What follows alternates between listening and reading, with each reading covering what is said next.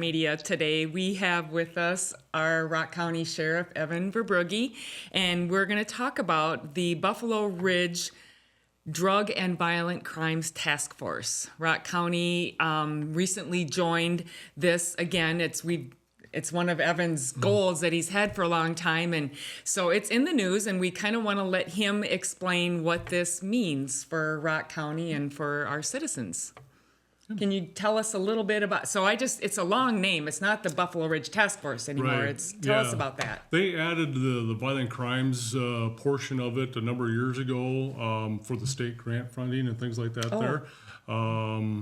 Again, we haven't been part of the drug task force for a number of years. 2012, we actually kind of pulled out because we didn't have a full-time agent. But since I've been the sheriff in 2007, I've always wanted to be part of the drug task force as far as having a full-time agent, but it just wasn't feasible until just recently. So having this task force, it was a number of counties were involved, and then a couple years ago, again, they kind of split up and reformed it again with the violent crime task force with Pipestone, Lincoln County, and now Rock County, as well as Murray County. Sure. So when we look at Southwest Minnesota, it's those 4 counties, Correct. And you work with other law enforcement agencies. For example, the Nobles County is part of also. They obviously border Rock County, and we will use our drug agent to work with Nobles County because a lot of activity comes from there as well.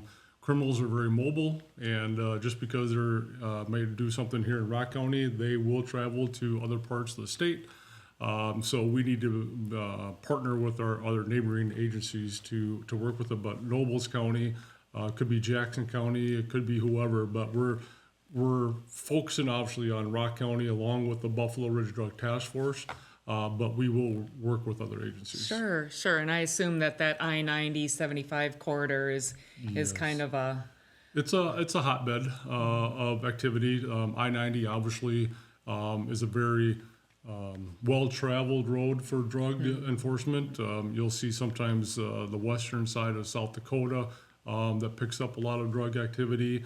But they do get through here. We get it. Again, coming from the south, from Sioux City, with Highway 75. What kind of drugs are we talking about? Fentanyl is a big one. Tell us about that. So is it fentanyl laced in other, tell us, yes, so what are we finding? Fentanyl is laced, it could be laced in marijuana. It can be laced in meth. It can be laced in just about any other drug that they have out there. Sometimes you'll see pills, like the ecstasy pills, those type of things there. And fentanyl is a very powerful drug where it may be laced with one and an individual takes it and they could be fine, they'll feel the effects, but the next person, it could be overdosed. Right. So it's a very powerful drug, and we need to combat it. Pipestone County's had a couple deaths. Rock County's had one. So we need to work on the fentanyl. Obviously, meth is always a big one.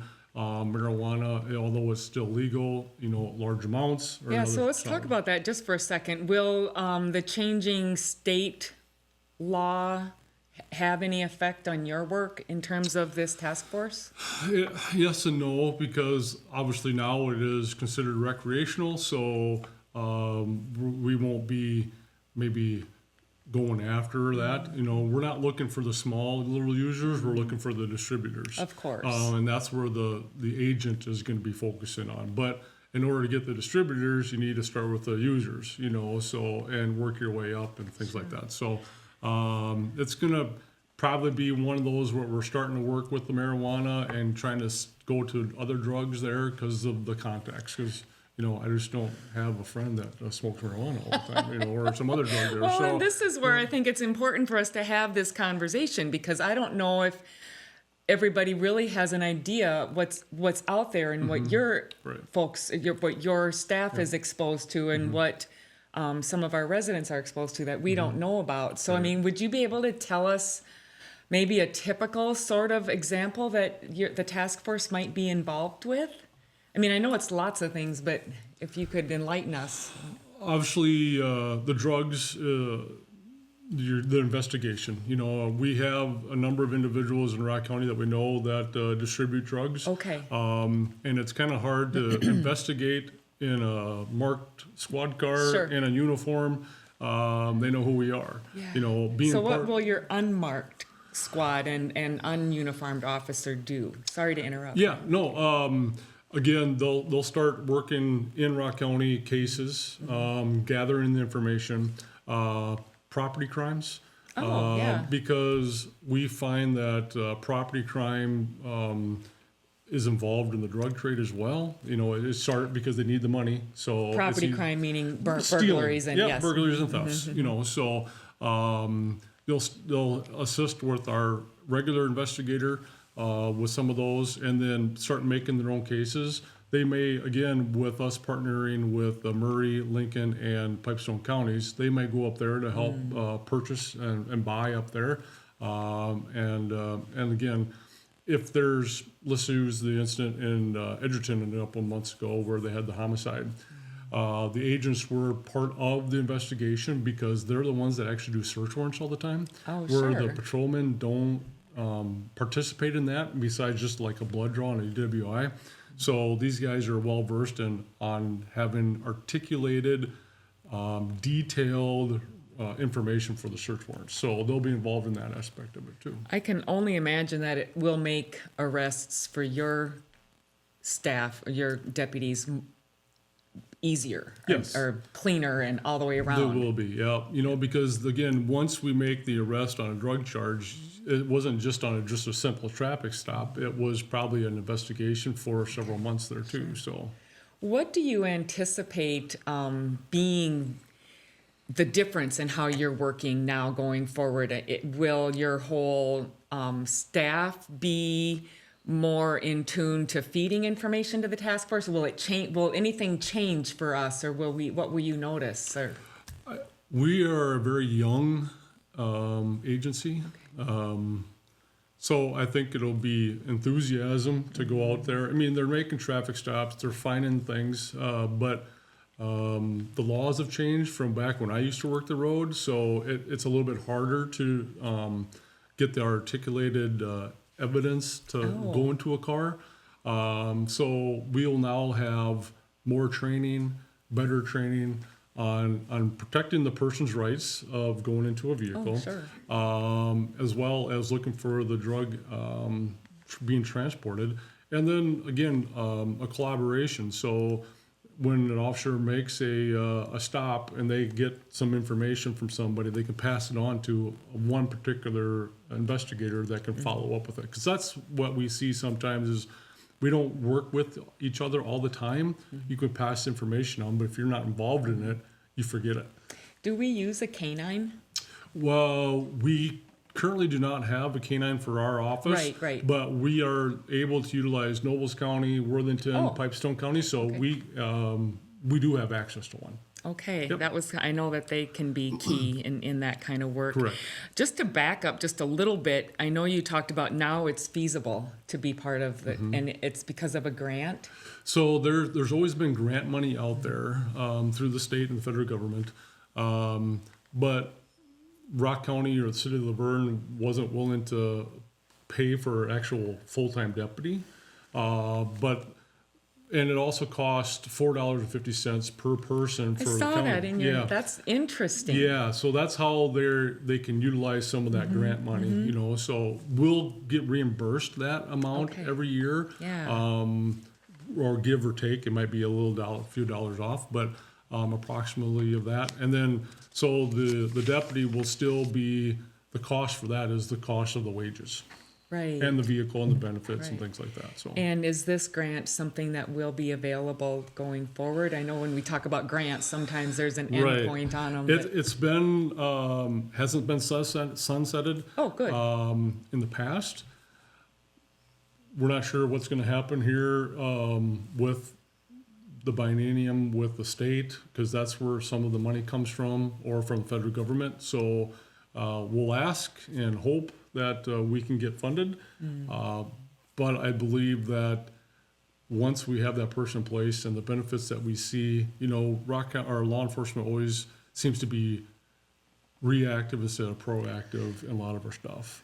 And you spend the money up front, which might be a little bit cheaper, or you spend the money in the back end where you put them in jail, and then it costs more money for families and Health and Human Services or mental health there too. Just to clarify, I think the numbers that you had shared with me is that now we've invested about $43,000 into this extra person that's part of the task force. Right.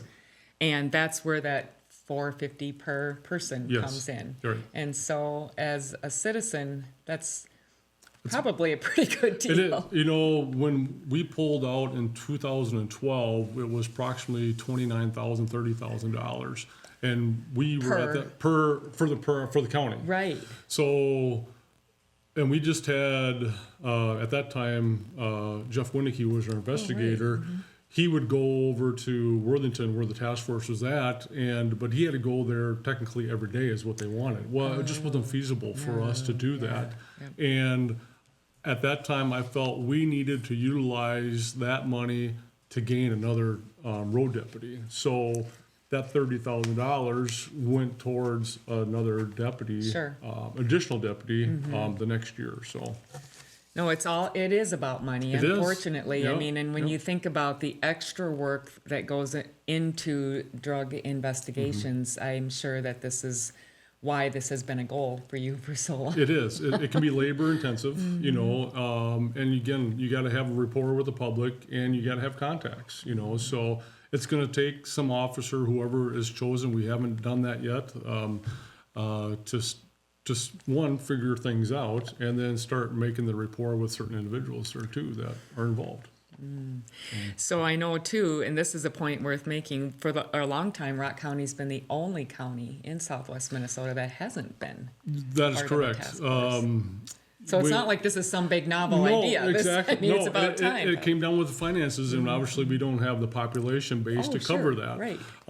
So cost is always a concern, and I'm kind of conservative, or at least I believe I am. So you fit right in here. Yeah, I know. So it's like, how do you spend the money? Because our technology that we need to have is so expensive too. So trying to figure out the best portion of that money to go to certain things of the job. But I've always felt this was a very important tool that law enforcement needed to have. And when you are the only law enforcement agency that doesn't have a drug investigator, criminals know that. Do they really? Oh yeah, Are absolutely. they that smart? They know. They would know that we don't have a canine, but they probably even know our schedule. Because you're seeing the same people all the time there too. Yeah. So.